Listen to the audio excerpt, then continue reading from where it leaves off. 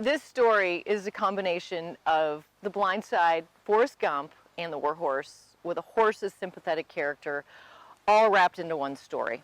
And it includes the incredible visual components of the most magnificent animal, the horse, and an adorable little girl. I got a phone call one day from a frantic mom asking me to help her devastated little girl because the Forehand family bought Ella, her favorite lesson horse, Ty, and shortly thereafter, the horse fell apart. Her behavior changed and she became erratic, stumbling, spooking, and too dangerous for Ella to now enjoy her most favorite horse and what she called her best friend.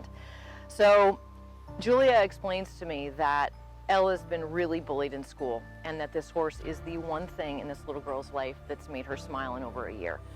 I understood all too well the incredible empowerment that this magnificent animal can have on a little girl.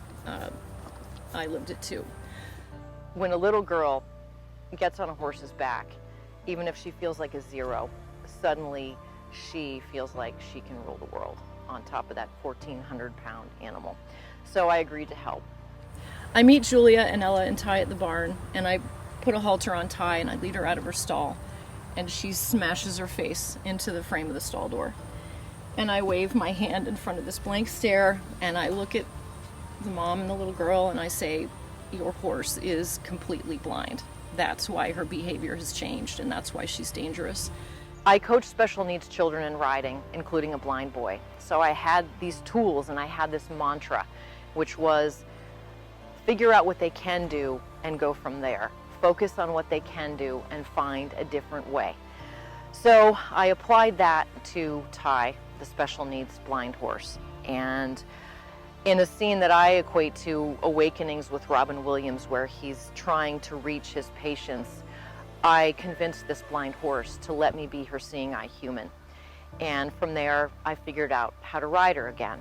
Ella starts riding, and within months, this horse and this little girl are going around my backyard like a normal horse and a normal rider. And I said to her, I am so incredibly proud of you because you and your horse look like a normal horse and a normal rider. I would never know that your horse is blind. Ella looks at me one day and smiles and she says, so when are we going to the horse show? And I say, Ella, we can't take a blind horse to a horse show. And then my daughter reminds me, Mom, we take special needs children to horse shows. Why can't we take a special needs horse? Fast forward 18 months. Yes, we took the blind horse to a horse show, many horse shows. And Ella and her blind horse qualified to go to the World Championship. First ever blind horse to compete on the international stage were allowed to show at the Paint Horse World Championship, and they got 8th place.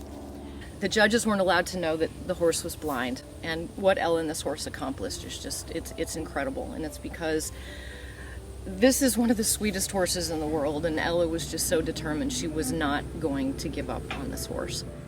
There's a deep love story woven into this as well. I was a struggling single mom with a falling apart farm, and this guy magically appeared in my life, and he was really the one who convinced me that I could train this blind horse. Ty now lives at our farm, and she enjoys lots of licorice, and she's completely ready to retrace her incredible steps, her dance into darkness, all the way to the top echelon of the horse world.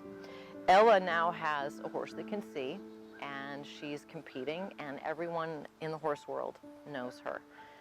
And I think this story needs to be told now. The world needs this story. It's completely inspirational. There's no screwed up people. There's a million life lessons in this story. There's lots of laughs. There's lots of tears. It's really a story that will make an audience laugh and ugly cry multiple times in 2 hours.